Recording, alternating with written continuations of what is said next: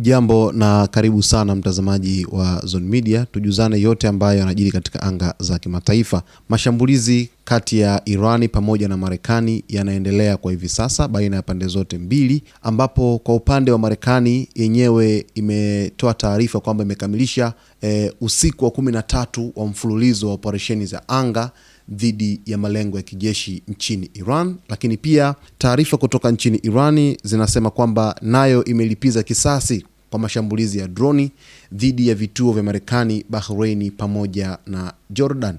Tuanze na taarifa ya Marekani kwamba kwa mujibu wa taarifa iliyotolewa na kamandi kuu ya CENTCOM, imesema kwamba imekamilisha usiku wa 13 mfululizo wa operesheni za anga dhidi ya malengo ya kijeshi nchini Irani, huku ikisema kwamba mashambulizi hayo yanalenga kuidhoofisha Irani kabisa kwenye uwezo wake wa kijeshi.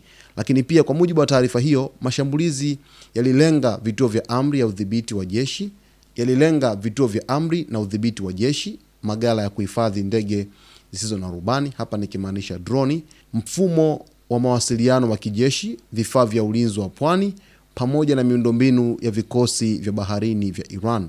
Na CENTCOM imeeleza kuwa operesheni hizo ni sehemu ya juhudi za kulinda usalama wa usafiri wa kimataifa katika mlango wa Hormuz, eneo muhimu linalopitisha sehemu kubwa ya biashara ya mafuta duniani. Kwa upande wa Irani yenyewe imesema kwamba imefanya mashambulizi kwa kutumia ndege zisizo na rubani, yaani drones, dhidi ya vituo vya kijeshi vya Marekani vilivyopo nchini Bahrain pamoja na Jordan.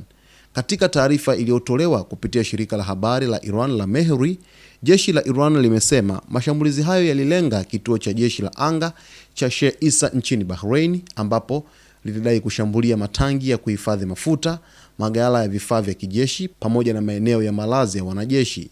Jeshi la Iran pia limedai kuwa droni zake zilishambulia kituo cha Muwafaq Salti nchini Jordan, likisema malengo yaliyolengwa ni pamoja na mabanda ya ndege za kijeshi, maeneo ya matengenezo ya vifaa vya kijeshi na sehemu za malazi ya wanajeshi. Katika taarifa hiyo, jeshi la Iran limeonya kuwa hatua yoyote itakayochukuliwa dhidi ya maslahi ya Tehran inaweza kuhatarisha usalama wa Mashariki ya Kati pamoja na kuathiri utulivu wa kiuchumi katika eneo hilo. Haya ni mashambulizi ya pande zote kati ya Iran pamoja na Marekani, huku wakiendelea kushambuliana kwa kiasi kikubwa sana. Yaani mtazamaji, kwa hivi sasa ni kama vile Marekani na Irani wameingia katika awamu nyingine ya vita kutokana na mazungumzo ambayo yalionekana kutokuwa na nguvu baada tu ya kusainiwa kwa Memorandum of Understanding MOU. Baadaye tukaona memorandum hiyo ikavunjika mara moja na vita vikaanza tena kwa mara nyingine tena.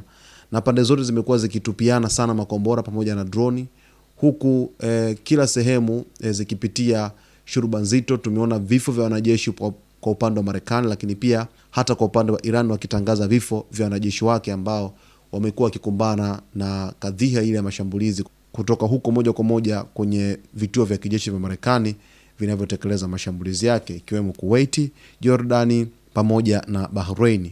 Basi mtazamaji wetu, mimi nitakujuza yote ambayo yanajiri katika anga za kimataifa. Cha msingi tu ni kuweza kuwa karibu nasi wakati wote kwa kusubscribe channel yetu, kulike, kucomment pamoja na kushare.